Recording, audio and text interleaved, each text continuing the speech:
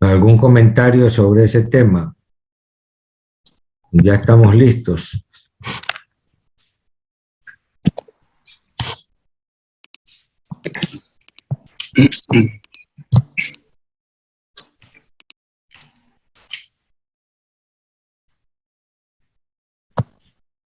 Bueno, si no hay comentarios, entonces vamos a proceder a poner ya la tarea como parte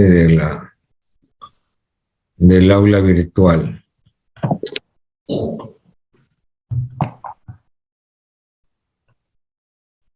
Son de Julio Moreno.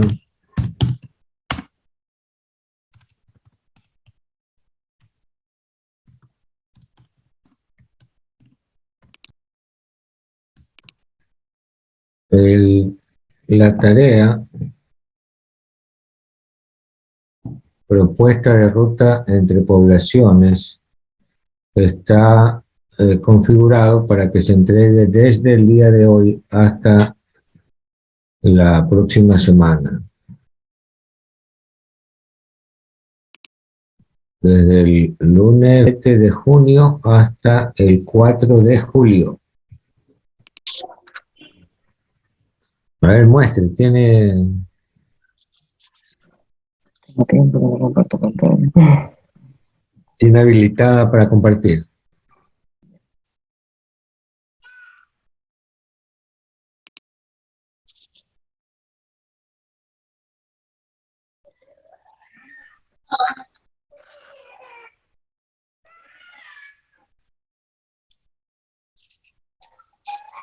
¿Verdad?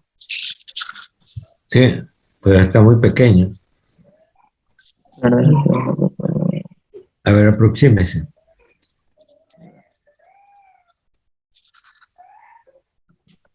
Ya, desde aquí comienza lo que era Simón Bolívar. Ya. Vamos a, bueno, estas son las vertientes, no vertientes, sería la, por donde fluye el agua, no las interceptamos, le tiramos una paralela Ya. y seguimos así, ya que el axisado está un poco pequeño.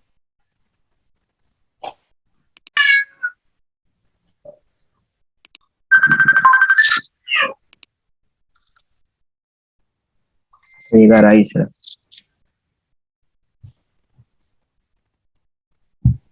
Campos Suárez Shirley, dice. Está ingresado. Ya, listo.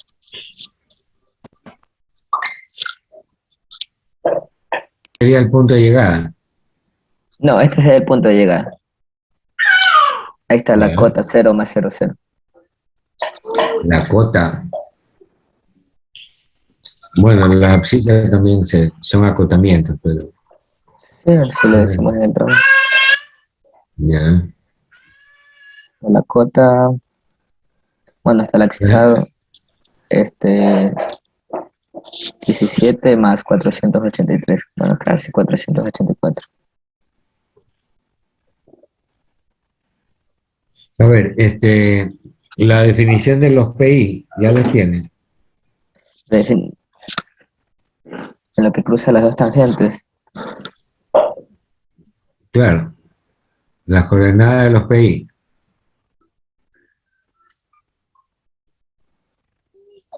no hasta aquí hemos avanzado, sino que, o sea, como se estaba revisando de que a veces saben estar mal los trazos, que a ver si llevamos un buen trazo, una buena trocha se puede decir. Lo que pasa es que, o sea, ahí lo que yo puedo ver es que no están cortando dos veces el mismo cauce, ya esa es una buena disposición, pero de ahí las curvas de nivel no las veo, ya es cuestión de que ustedes identifiquen de mejor manera el trazado, evitando que hayan muchos cortes y rellenos, ¿no? Acuérdense que no sé si esas tangentes que ustedes han definido ahí tienen 500 metros que habíamos pedido como una condición del trazado. Por eso es que con el listado de PI Sí tiene se 500 podría, metros. se podría identificar si se cumple con ese criterio, ¿no? Ahí están los 500 metros. Bueno, pero eso es en esa línea, pero en las otras más pequeñas no sé si se cumplen, ¿no? Supongamos, la línea que sigue, no sé cuánto tiene y eso tiene que... 455. Ok, y el perfil longitudinal ya lo tienen. Claro.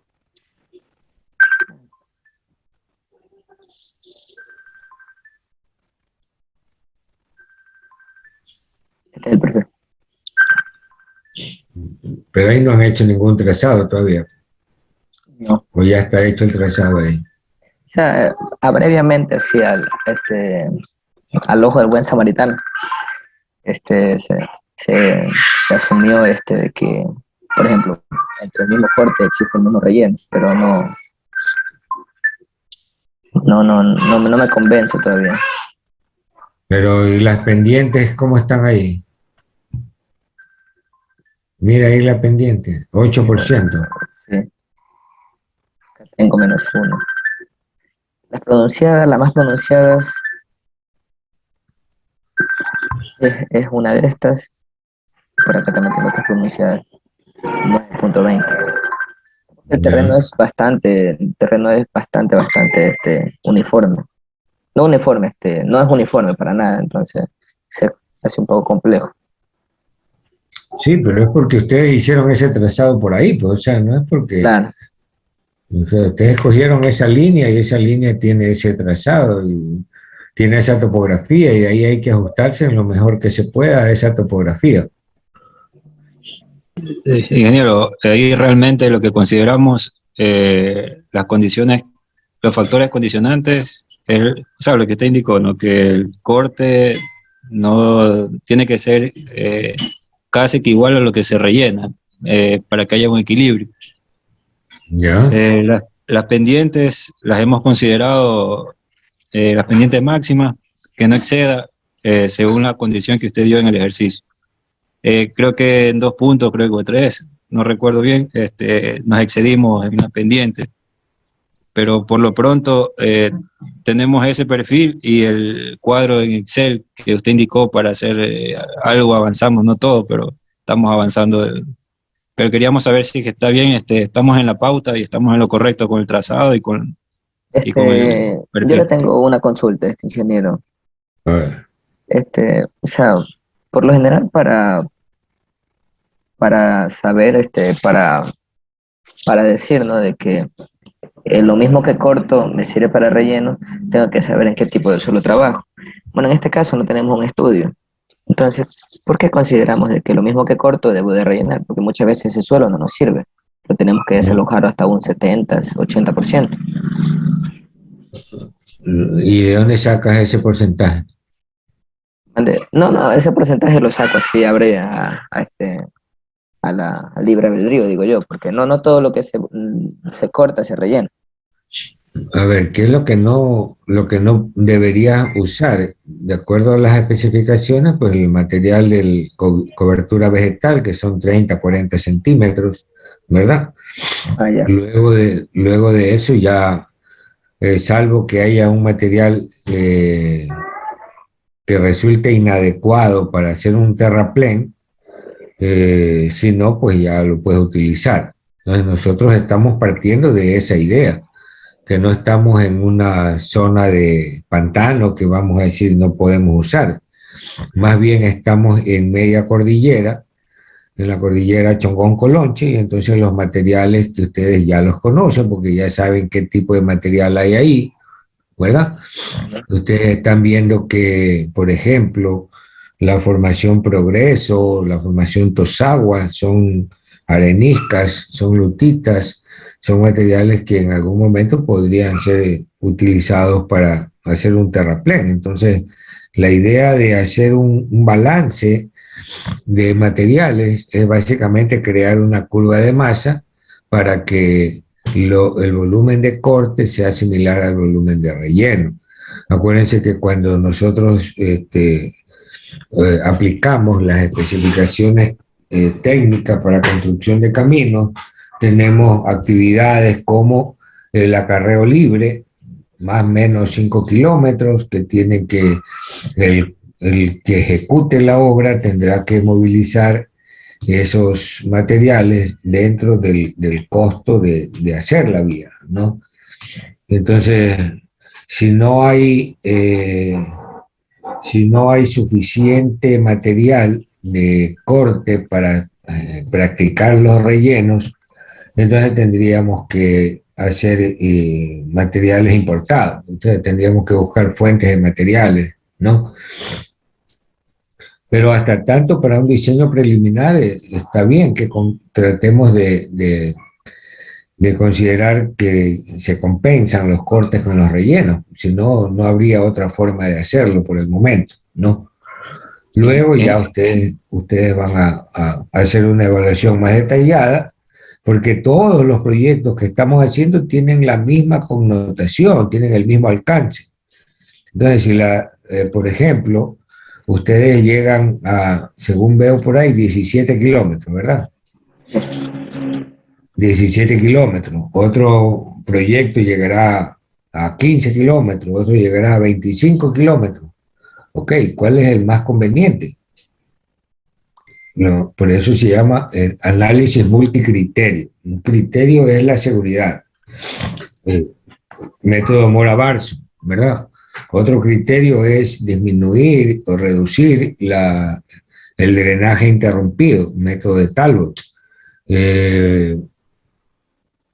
Hacer lo más económico posible con cortes que no sean muy significativos, por eso sacamos la longitud de promedio de cortes y la longitud promedio de relleno.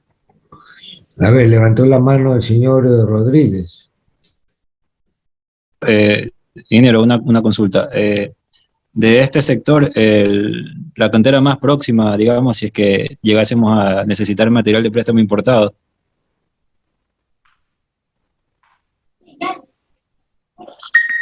Eso tienen que buscarlo, pues.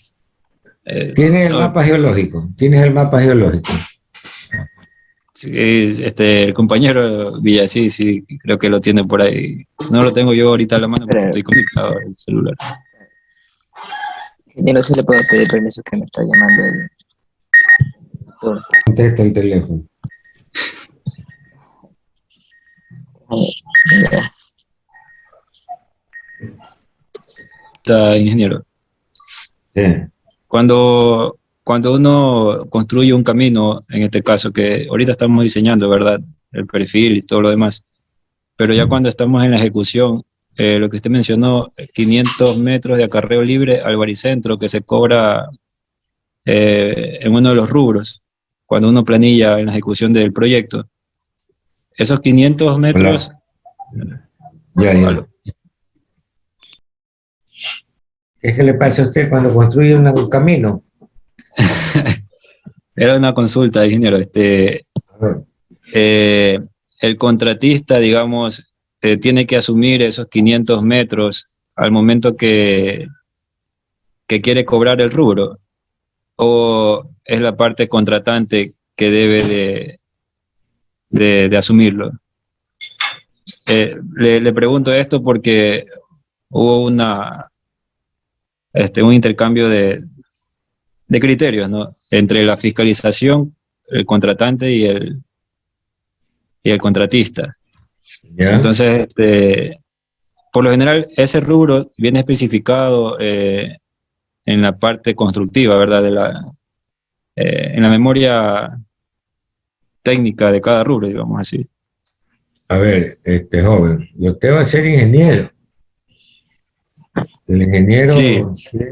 Es multifacético. Sí, el ingeniero es un empresario. Así es. Así Es es. un empresario, tiene que buscar una empresa, tiene que buscar una forma de generar de su actividad un negocio con el que pueda mantener la actividad. O sea, el ingeniero es un empresario, ¿no?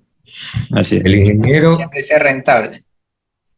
Claro, tiene que hacer una actividad que le permita comer, porque si no te permite, ya mañana no puedes hacerlo, pues tiene que ser sustentable, ¿no? Tiene que tener un rédito, una ganancia que permita mantener esa actividad, ¿sí o no? No digo con eso pues que vayan a estafar a nadie ni le vayan a robar a nadie. Ustedes van a trabajar y producto de ese trabajo van a tener un rédito y ese rédito les va a permitir seguir trabajando, ganar dinero para poder mantenerse ustedes, la familia, ¿no? Las 3 mujeres que seguramente han de querer tener. Se creen que El ejemplo del ingeniero. no, eso no. Por eso que, miren, los ingenieros son gordos, yo soy flaco. Los ingenieros tienen joyas, yo casi no uso, ¿verdad? ¿Por qué? Porque no es, ese no es fundamental, ¿no? O sea, el ingeniero tiene que ser un empresario, tiene que generar una actividad que sea rentable. El ingeniero también es un trabajador, es un líder de un equipo de trabajo. Tiene que trabajar y saber cómo se hacen las cosas, ¿sí? Para poder dirigir, tiene que saber cómo se hacen las cosas. También el ingeniero es un científico porque tiene que actualizar su metodología, su conocimiento para poderlo aplicar, ¿sí? Y con eso generar 2 cosas fundamentales que siempre les insisto, jóvenes, tienen que tener una aptitud, con P, aptitud, ser aptos para hacer las cosas, ¿sí? Y tienen que tener una actitud, con C, de actuar adecuadamente para que eso que ustedes hagan tenga un valor no para ustedes. Nosotros, los ingenieros, somos prestadores de servicios. Prestamos un servicio para que la sociedad viva mejor, para que la gente que necesita servicios, la vialidad es un servicio, la conectividad es un servicio, y por eso yo al principio les decía, qué bueno que haya un grupo de estudiantes, 30 y tantos estudiantes, que les interese el tema de las vías, porque es una forma de generar desarrollo a partir de una infraestructura para el desarrollo. Y está bien ser científico, ser líder de un equipo de trabajo, ser un empresario, eso es lo que nos interesa. Obviamente que cada ingeniero es una persona con sus valores, con sus creencias, con su posición filosófica, aunque digan que no tienen, la tienen, ¿verdad? Con una posición ideológica, teológica, esas son cosas intrínsecas de cada persona. Las cosas que nosotros fomentamos acá es el conocimiento, la práctica de ese conocimiento. Entonces, cuando usted me está hablando de que, a ver, hay un problema contractual, lo primero que tiene que tener claro, jóvenes, todos ustedes, ¿verdad? Que en los documentos, la prevalencia de los documentos de un contrato son los siguientes. Primero, la minuta. Primero, la expresión escrita de qué es lo que usted quiere hacer. En el contrato está la voluntad de las partes. Está el objeto del contrato. El objeto tiene que ser un objeto lícito. La construcción de una vía es un objeto lícito. Sí, señor. A usted no lo pueden contratar para que vaya y haga un asalto. Eso no. Por más que usted lo acepte, lo haga, incluso no es porque le han hecho un contrato. Porque esos contratos son ilegales. Hay 2 tipos de ilegalidad, ¿verdad?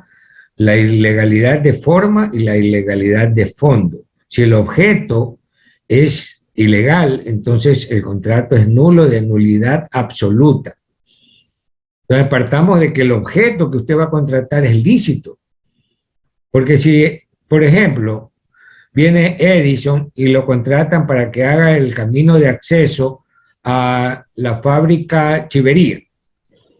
Y él coge y comienza a trabajar en la fábrica Chivería y alguien le dice, oiga, ese no es el terreno de la fábrica Chivería.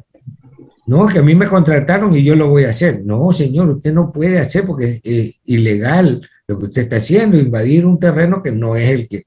Entonces, para que usted pueda hacer eso, a usted tiene que darle lo que se llama saneado el terreno donde usted lo va a hacer. ¿Sí? El dueño expresa su voluntad y dice, donde usted va a hacer el camino es mi propiedad. Ok, entonces usted, su objeto es lícito, ¿sí o no? Pero en la voluntad de las partes está también el monto de inversión. Yo tengo plata, $100, y yo sobre esos $100 ya me comprometí a invertirlo en ese trabajo.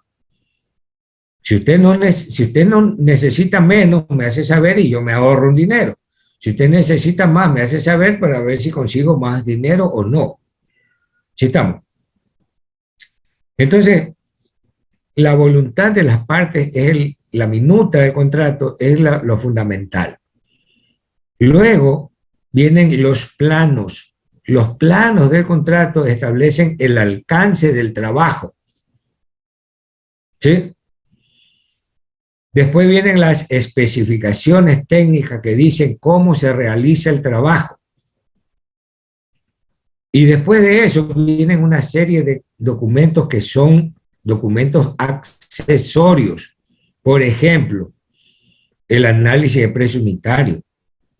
Es accesorio porque usted ya hizo su oferta y en base a su oferta se hizo el contrato. ¿Sí estamos? Entonces, cuando usted hizo su oferta, usted tenía que haber revisado las especificaciones que le digan cómo hacer el trabajo para poder poner un costo. ¿Sí?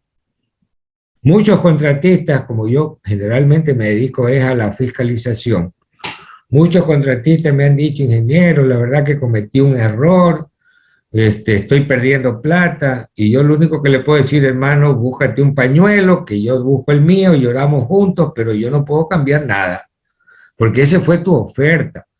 Porque, por ejemplo, viene Julio y dice, oiga, no, pues si el señor ganó, porque dijo que el metro cúbico lo iba a cobrar a $7, y por eso me ganó, pues si pone 8 como puse yo, entonces el que tenía que ganar era yo, pues no él. ¿Sí o no? Entonces, una vez que usted ya se compromete con ese precio unitario, ya no hay cómo cambiarlo. ¿Sí?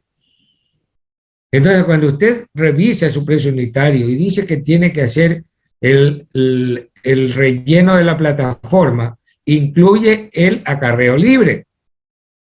Entonces, en su costo, metro cúbico de excavación, metro cúbico de transporte, no es el mismo valor, ¿sí o no? Metro cúbico de compactación, ¿con qué le van a pagar? Le van a pagar con el volumen compactado, no lo que excavó, no lo que transportó. Pero en la estructura de su análisis de costos, ¿no? En el análisis de precio unitario, en el APU, ahí usted va a poner el consumo del material es el volumen que yo tengo que excavar para poder construir un metro cúbico de relleno compactado. Usted, Carlos, fue alumno mío de mecánica de suelo. El taller número 1 es eso, ¿verdad? Determinar cuál es la relación de consumo. Vacío. Claro, a partir de la relación de vacíos del material en banco con el material compactado y sacar un porcentaje, ¿verdad? Creo que en el ejercicio siempre les pongo entre 10 y el 12%, ¿no? De tal manera que usted tome en cuenta ese costo de lo que usted compra contra lo que usted vende, lo que le pagan por hacer. Pero cuando hace la transportación, cuando transporta ese material, usted lo va a transportar en un volumen suelto, totalmente suelto. ¿Sí? Y entonces sacamos el peso volumétrico suelto y analizamos cuál es el factor de esponjamiento para poder considerar el volumen de transporte, que tampoco es el mismo. O sea, no puedes considerar 1 m³ de excavación por 1 m³ de material de relleno. No. 10, 12, 15%. Calcúlelo. ¿Sí? No va a poner 1 m³ de transporte por 1 m³ de material compactado, porque no hay lógica. ¿Sí? Será 20, 25%. Calcúlelo. ¿Sí? De tal manera que usted sepa, cuando le pida una rebajita, le va a decir, sí, pero yo no puedo rebajar de este valor. ¿De dónde puede rebajar usted? Usted puede rebajar de los costos indirectos, ¿verdad? ¿Y qué comprenden los costos indirectos? Comprende su utilidad, que estábamos hablando ahorita, ¿verdad? Comprende los gastos generales, que no son directamente de materiales, sino de personal que te ayuda a hacer la gestión. Pero también comprende financiamiento. Si tú sabes que el contrato no tiene buena liquidez, de que el contratante se te demora 3 meses, 4 meses en pagarte, y tú vas a estar parado hasta que te paguen, no, vas a tener que contratar un crédito, y ese crédito tiene que ser pagado con el mismo proyecto, y entonces tienes que considerar un costo de financiamiento para que no tengas esos problemas de liquidez. No, y ¿Sí? tampoco, claro, y ahí va a afectar es al rendimiento del cronograma de obra. Pues. Claro. Si se paraliza un cierto tiempo por falta de liquidez, obviamente se quiebra el mismo. Claro.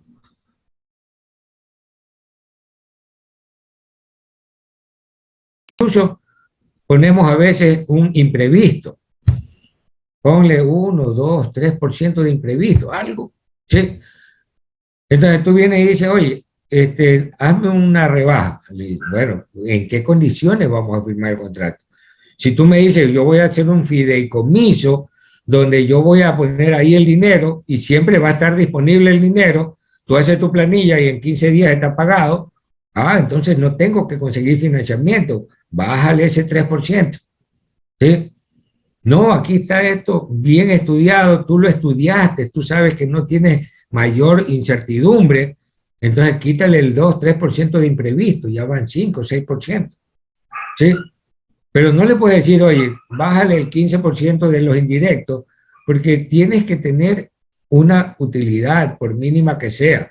Tienes que tener un personal, por mínimo que sea, que te ayude a trabajar. No vas a hacer tú todo. Entonces, puedes bajar, claro que se puede rebajar, por eso son las ofertas negociadas, ¿no? Cuando ya te adjudican el contrato, te dicen, a ver, señor, venga y hagamos una negociación.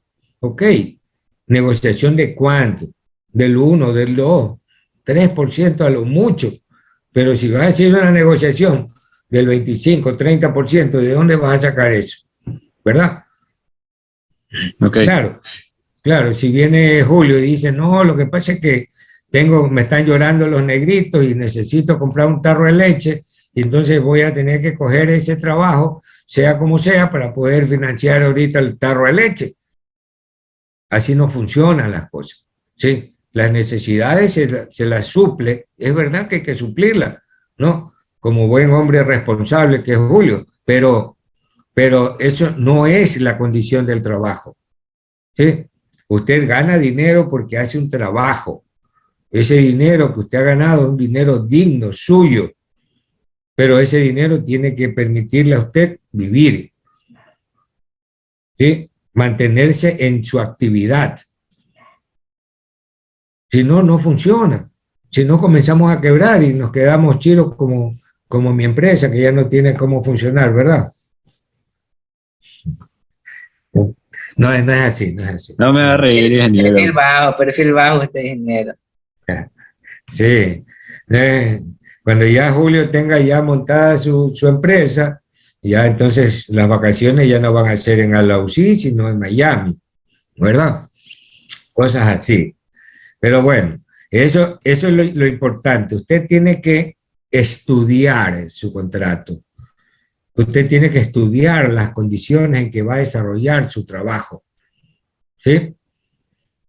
Yo siempre tengo un dicho con todas las personas que trabajan conmigo, ¿no? Con mis colaboradores. Usted no va al campo a hacer nada, absolutamente nada, que no haya estudiado previamente en la oficina. Usted no puede ir al campo. ¿Qué puede ir a hacer al campo? A tomarte una cola, eso sí. Eso no necesita ir a estudiar en la oficina, ¿verdad? Pero el momento en que pones una estaca, que pones una lateral, que pones, es porque usted ya estudió el proyecto. Y lo primero que tiene que hacer es estudiar el proyecto y tenerlo en tu cabeza. Por eso que el topógrafo es el hombre más importante del proyecto, porque él es el que me va a decir dónde están las líneas, los niveles, las cotas y todo lo demás. ¿Sí? Pero no puedes concebir un topógrafo que no haya leído el proyecto, no haya estudiado el proyecto. Entonces, todas esas cosas, todos esos conflictos se generan cuando tú no has estudiado el proyecto. ¿Sí estamos, Carlos? ¿Sí? Gracias, gracias. Bueno, vamos a tomar lista. Yo creo que ya no viene nadie más. Ya llegó Natalia. ¿Algún inconveniente con eso, jóvenes?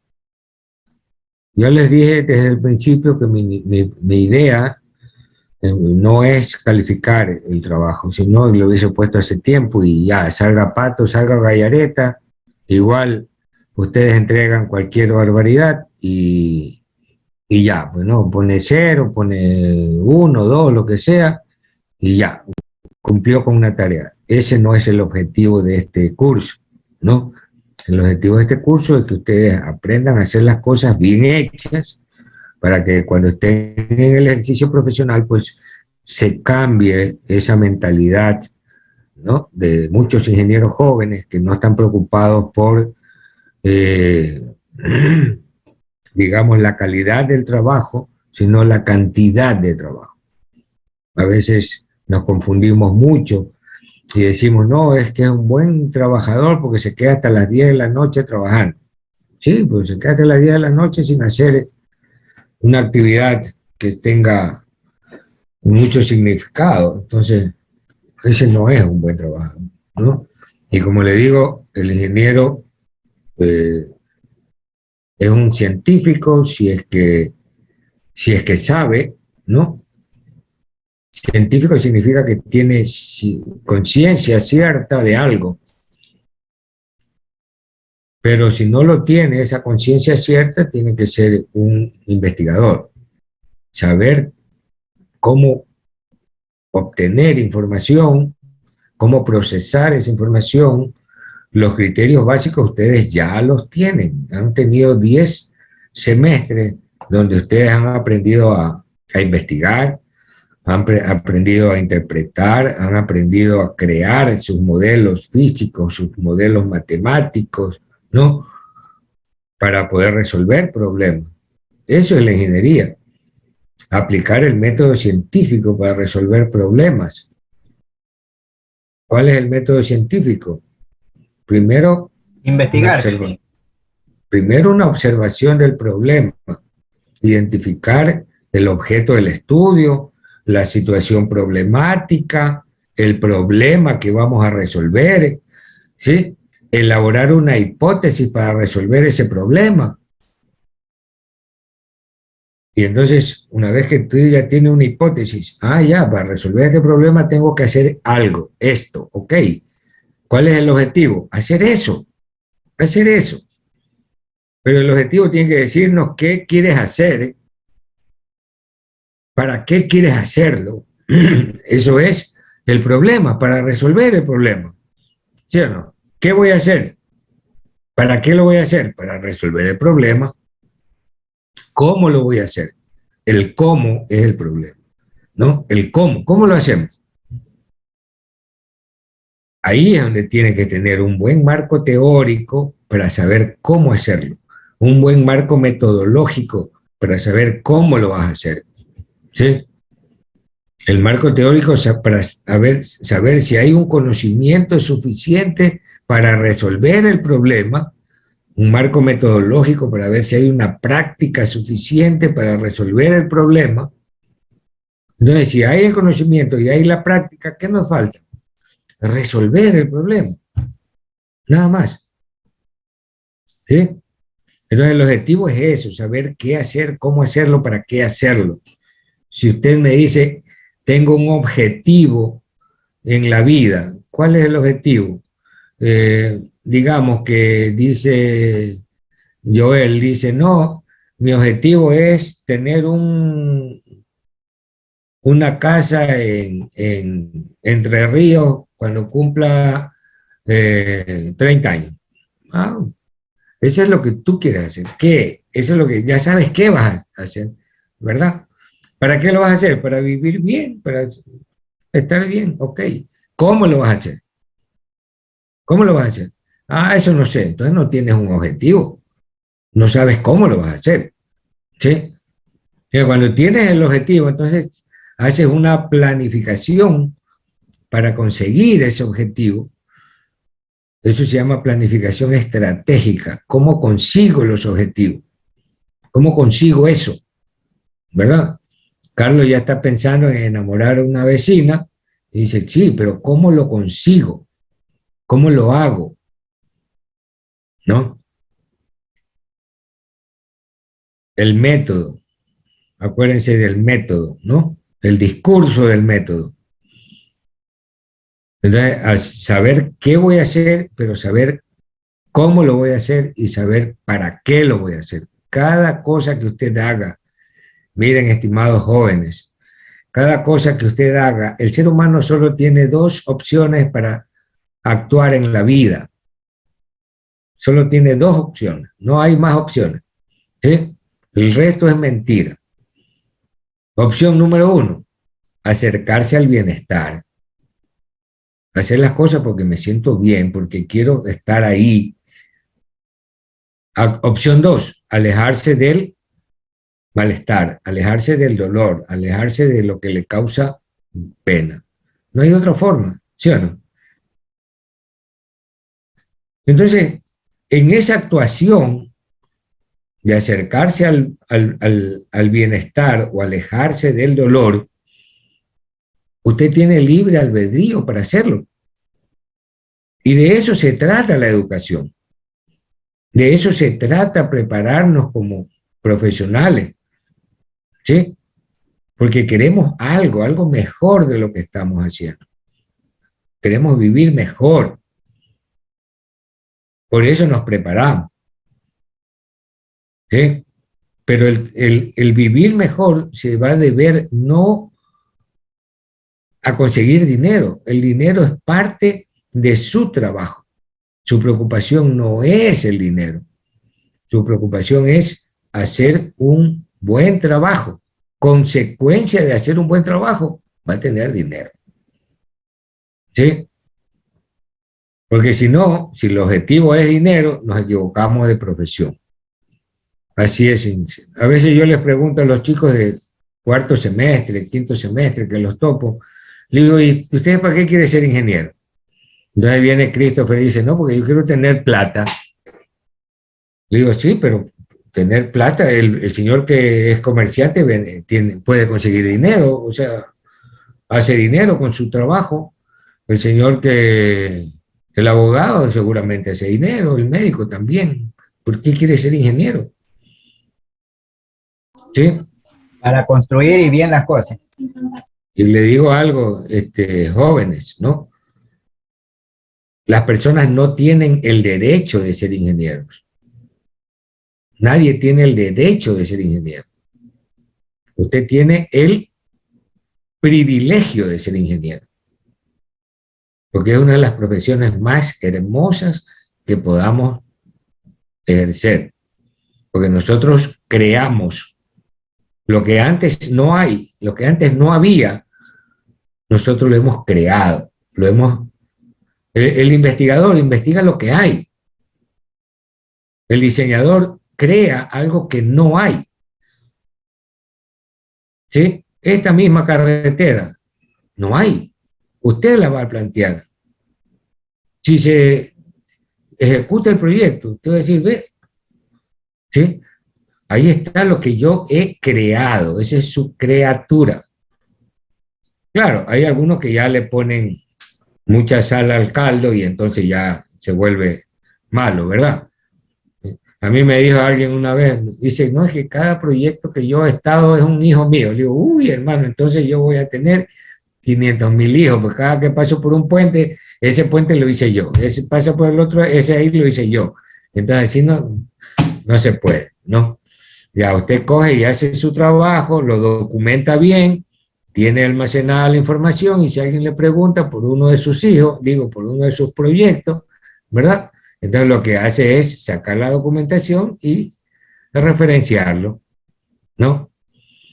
Así que de eso se trata, de nosotros como prestadores de servicio, ¿no? Hacer que ese servicio sea para que la gente viva mejor.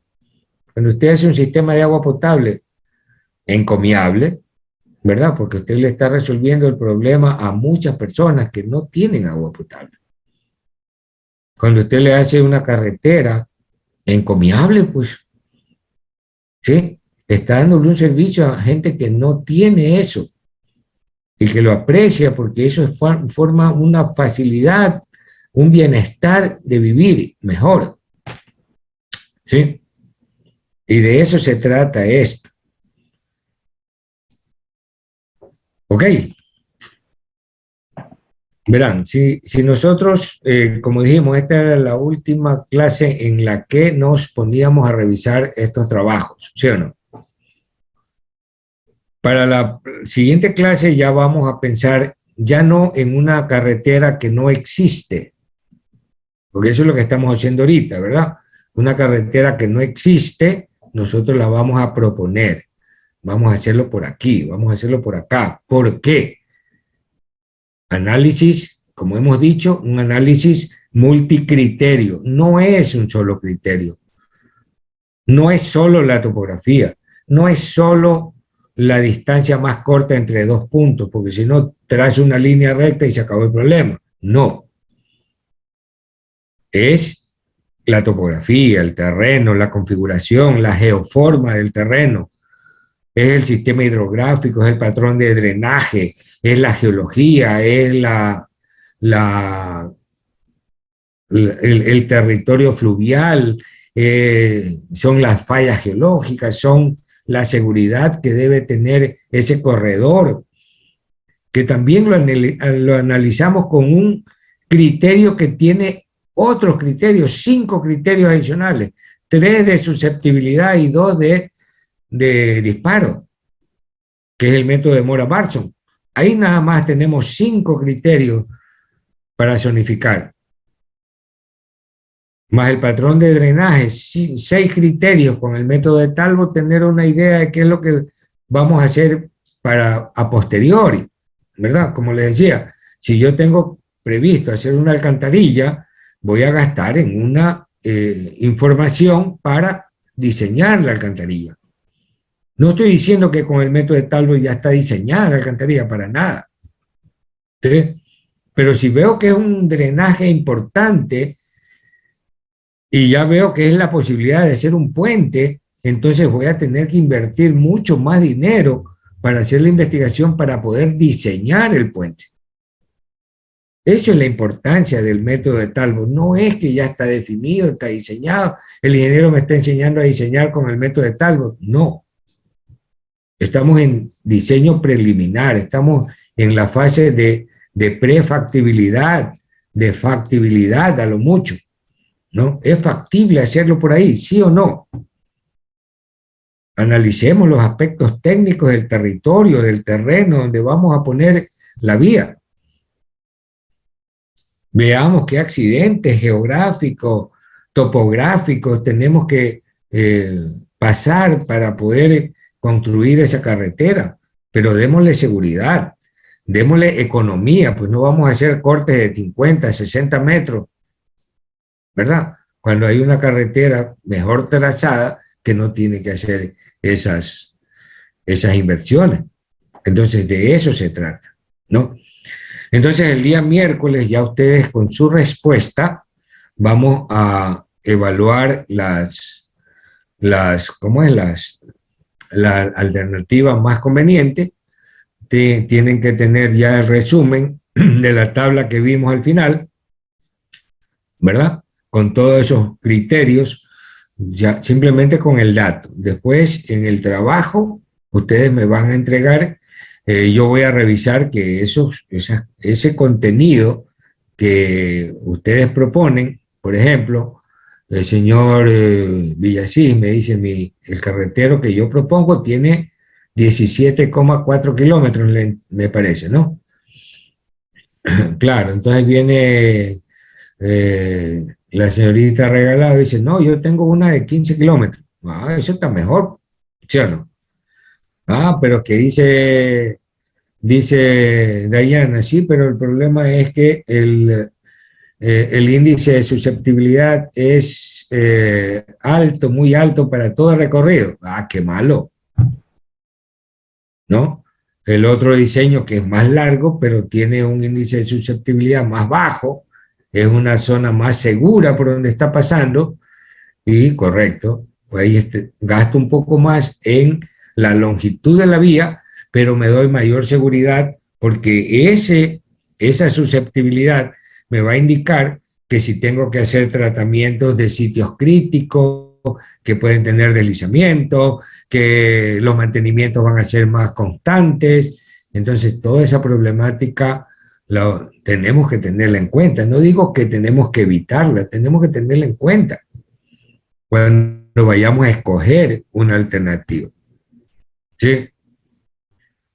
Por ejemplo, hoy creo que uno de los jóvenes, ya ni me acuerdo, creo que fue Natasha, que me dijo que, oiga, aquí está la falla Carrizal. Sí, ahí está la falla Carrizal. ¿Quiénes la vieron? Nadie.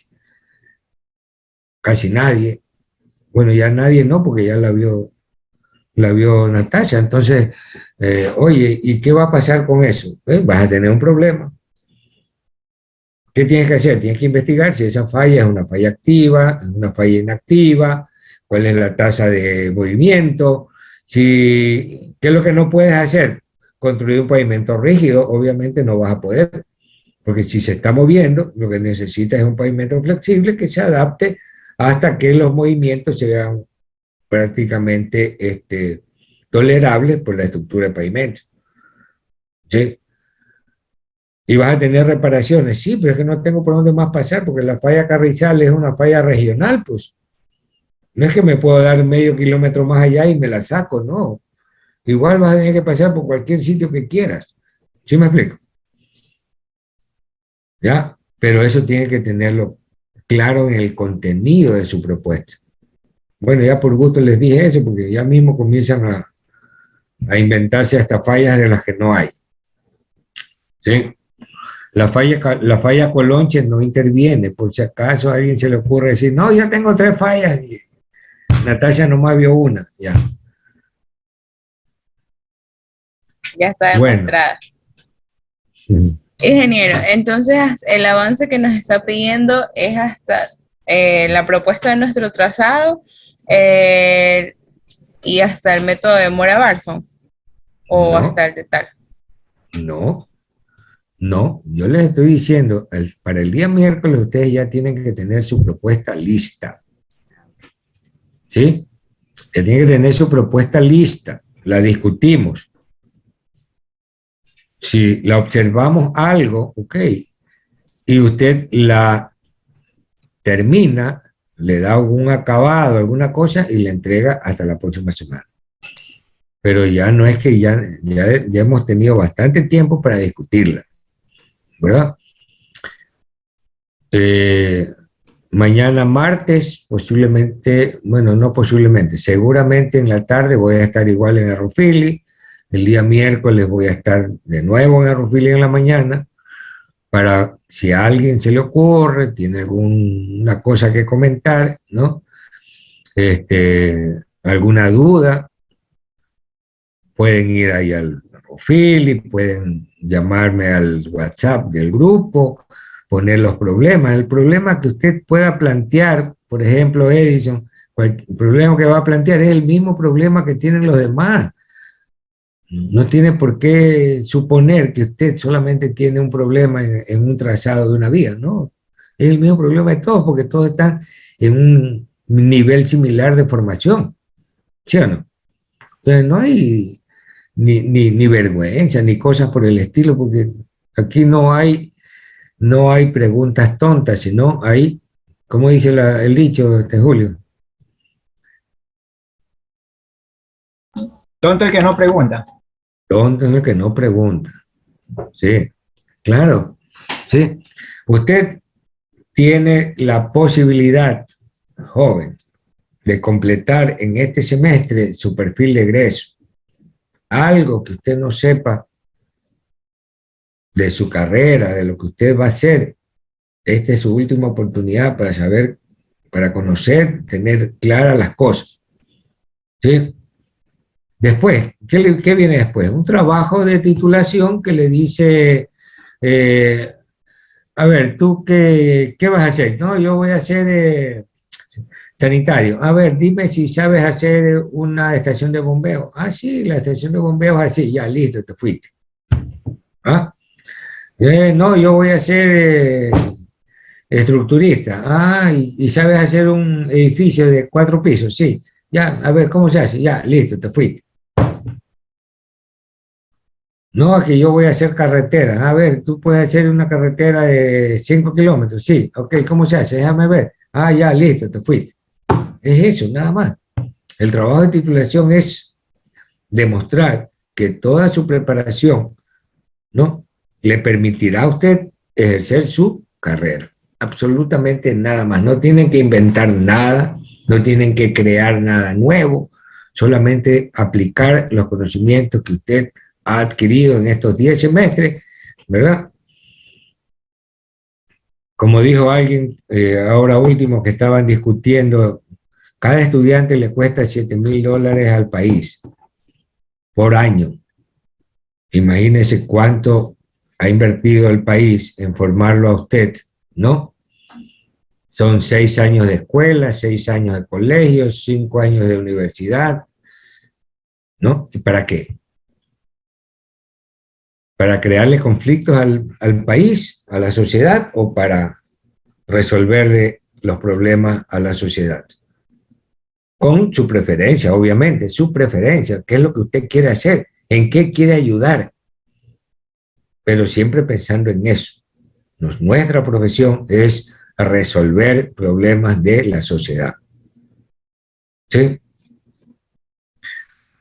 Listo, ¿qué más? Señorita Mosquera, está aburrida, se cabecea. No, ingeniero, nada que ver. Sí le estoy prestando atención. A ver, ¿qué más? ¿Algún otro comentario? ¿Algún otro empresario en potencia que tenga alguna duda? En el siguiente tema que vamos a hacer se llama inventario vial. ¿Sí? ¿Quién tiene una idea de lo que es un inventario? ¿Qué es inventariar? Ahí lo va a googlear Christopher. Googlealo ahí, ¿qué significa inventario? Un inventario es todo lo que hay o no hay, o lo que lo que hay en un lugar determinado. Claro, inventar es, ¿qué cosa? Inventario no es inventar, pues, ¿no? Es lo que existe. Es lo que existe. Es cuantificar qué es lo que hay, ¿sí o no? O sea, sale como, por ejemplo, en una casa, en una oficina, todo lo que existe. Vamos a hacer el inventario de todo lo que existe, dinero, todo eso. Claro, a ver, diccionario dice, inventario es un sustantivo. Hasta ahí estamos bien, ¿verdad? Un sustantivo. Masculino, no hay inventaria, por si acaso, ¿no? Es inventario. Es una lista ordenada de bienes y demás cosas valorables que pertenecen a una persona, a una empresa o a una institución. ¿A quién le pertenecen las carreteras?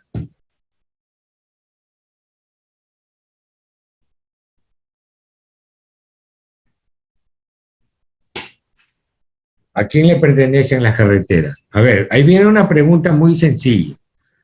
¿A quién le pertenecen? ¿Al Estado? Al Estado. A ver, al Estado, Al al Estado, pues, gobierno. dirían los ciudadanos. A ver, vamos ahí. Al Estado, al gobierno, a la patria. ¿A quién le pertenece? A la patria. La patria. ¿Qué es la patria? Al pueblo. Unido. Esa es mentira, no nos Sí. pertenece nada, todo nos quitan. 10 centavos No. estoy pensando qué hacer con el bajo de lo que reduce la gasolina ahorita. Mézclala con queroseno. La palabra patria, ¿verdad? ¿Qué es patria?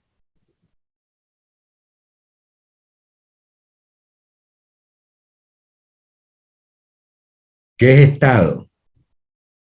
¿Qué es gobierno?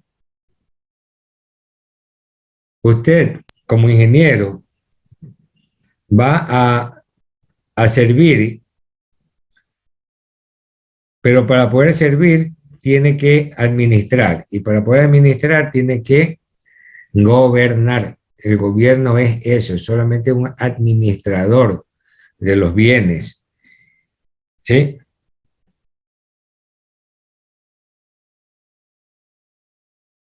Ingeniero, Sí. patria es el lugar donde en cualquier momento se encuentra con sus amigos, conversa, comparte. Patria es el lugar donde podemos estar tranquilamente sin que nadie nos persiga, obviamente si no hemos hecho nada malo, pues no. Patria es el lugar, claro, patria es el lugar donde uno se come un agachadito en la esquina, eso es patria.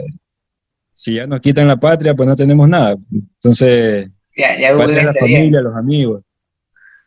¿Ya? Eso no sería libertad, Ya me puse estimado melancólico, pero en compañero. realidad eso es patria para mí. No, O sea, como derecho de ciudadano del Estado ecuatoriano. no, no. Patria es un lugar. ¿Sí? El Estado es una comunidad. ¿Sí? Esa es la diferencia. ¿Ok? ¿A quién le pertenece? Al Estado, a la comunidad. Las carreteras le pertenecen a la comunidad. Cuando nosotros compramos una soda, cuando compramos un artículo cualquiera, estamos generando un bien. Y ese bien es un bien común. Y ese bien común se reparte en servicio. Entonces, esa comunidad, ese es el Estado. Ya nos pertenece a todos, sí, a todos. Sí, pero no puedo sacar un pedazo de un cartel y llevármelo a mi casa, no puedo coger una señalética y llevármela a mi casa, no. Son bienes que no son de su uso, son de su aprovechamiento, pero no son de su propiedad, no son de adquirirlos, ¿verdad? Pero como es un bien común, usted no tiene tampoco el derecho de destruirlo. ¿Sí o no? Tiene más bien la obligación de conservarlo, hacer buen uso de eso, de ese recurso, de esa infraestructura. ¿Para qué? Para que lo puedan gozar todos. ¿Sí me explico? Pero primero tenemos que saber qué es lo que tenemos. ¿Alguien tiene una idea de cuántos kilómetros de carretera tiene la provincia de Guayas?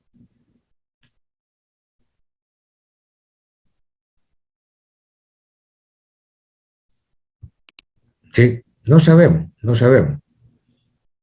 Sabemos cuál es el grado de conectividad que tiene el cantón Balchar. No sabemos. Pero puede decir Carlos, es que a mí no me interesa. ¿Cómo no te interesa? ¿Cómo no te interesa si cada vez que te tomas una Coca-Cola, parte de ese dinero es para que esas carreteras sean mejores? ¿Sí o no? ¿Y quién tiene que hacer que esa infraestructura sea mejor? Nosotros, jóvenes, nosotros como ingenieros, no tomamos esa decisión. No, no la tomamos, no. ¿Quién toma esa decisión? El poder político. Nosotros lo que hacemos es dar el soporte técnico para que se tomen las decisiones. Si por A o B motivo usted está en el rol de tomador de decisiones, usted tiene una ventaja, que conoce la técnica, conoce la parte técnica y está en capacidad de tomar decisiones.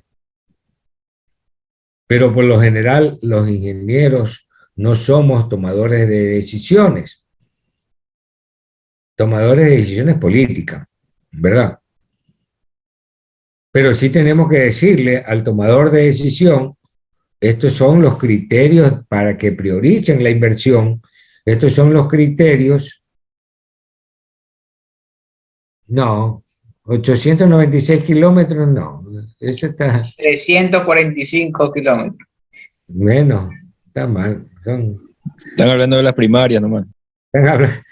Puede ser que estén hablando de la red concesionada, de la red primaria.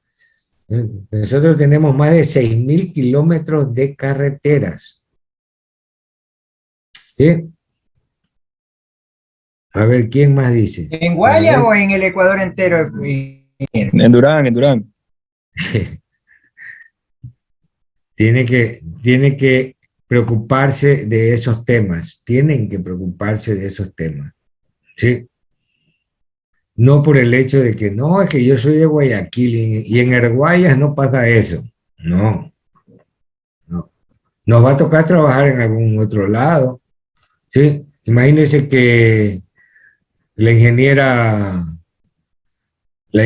Mosquera, mañana la llamen a que sea directora de obras públicas del municipio de Cayambe. Ahí está la plata. No, ese es el problema. No, es que eso no es la plata. ¿Sí? Ella como técnica, como técnico, Rodríguez bien contratista, ¿no? Puede ser, pero hasta cuando seas contratista, ya vamos a ese tema, ¿no? Cuando tú estás como funcionario público, tú tienes que pensar en lo siguiente. El funcionario público se basa su actuación en el derecho público.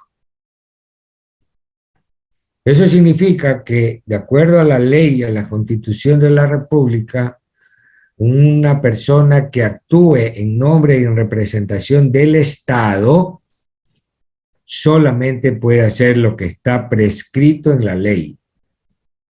No puede hacer nada que no esté escrito. No, pero si yo voy a tomar esta decisión y eso es normal, ¿en qué parte está escrito? En el reglamento, en el acuerdo ministerial, en qué sé yo, pues no. En la ordenanza municipal, en la ordenanza provincial, en algún lado tiene que estar escrito cualquier cosa que usted haga. No es que como Julio es mi amigo, le voy a dar 6 meses de licencia con sueldo. ¿Dónde dice que usted le puede dar 6 meses de licencia con sueldo? Lea la ley. Usted le puede dar 15 días de licencia. Él puede pedir como funcionario público de carrera una licencia sin sueldo para hacer cualquier otra gestión que no se contraponga a la acción que está haciendo en la institución.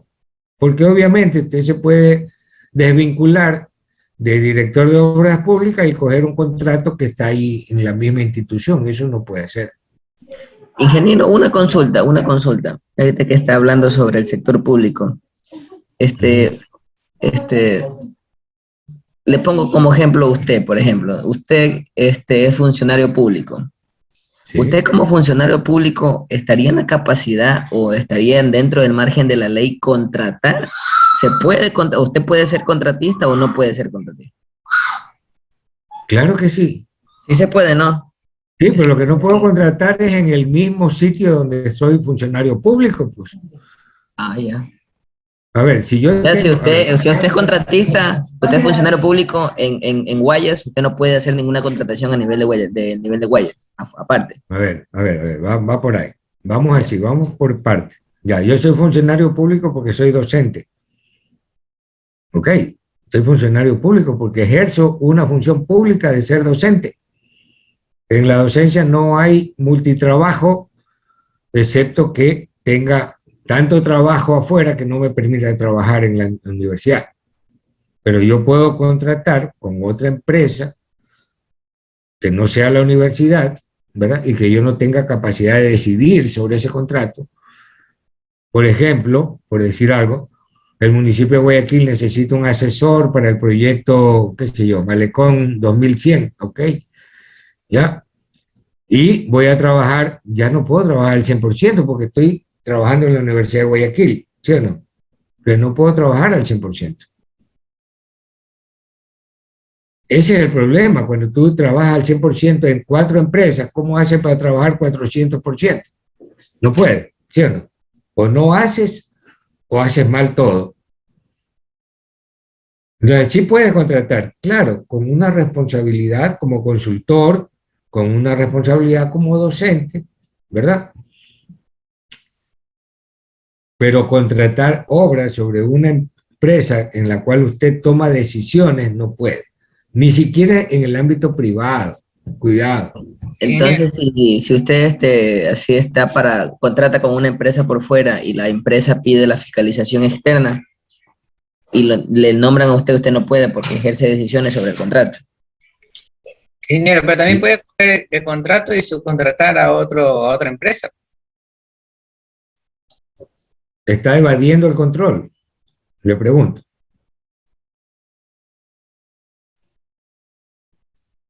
No, porque usted coge y usted subcontrata a otra empresa para que estuviera trabajando para usted. Pero es una forma de evadir el control, no es una forma de hacer las cosas bien. ¿Sí?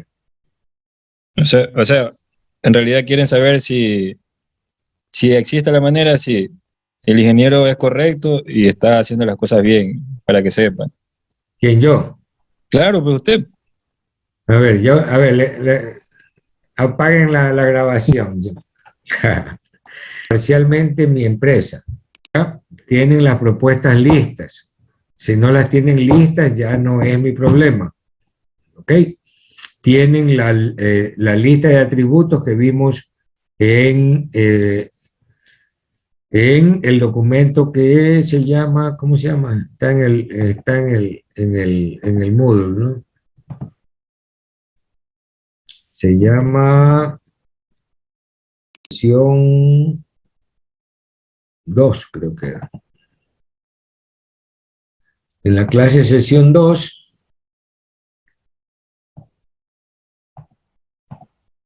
al final tienen esta tabla. ¿Ya? Y esto es lo que vamos a hacer el día miércoles. ¿Ya? Sumar los pesos y ver qué alternativa es la más conveniente.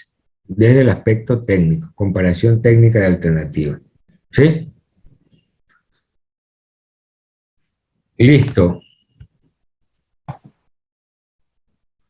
Por un